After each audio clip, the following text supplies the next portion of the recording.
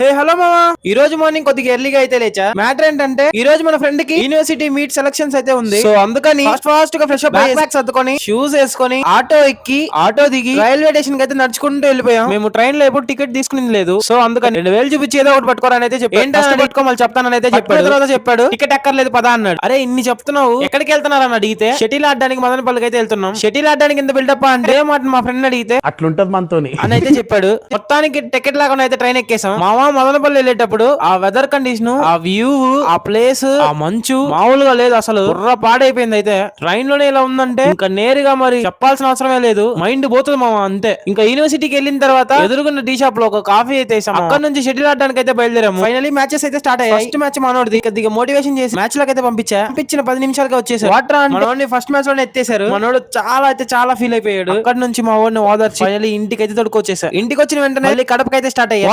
What is the matter అంటే so ఈ రోజు వీడియో అంతేగా, రేపటి వీడియోలో మళ్ళీ కలుద్దాం.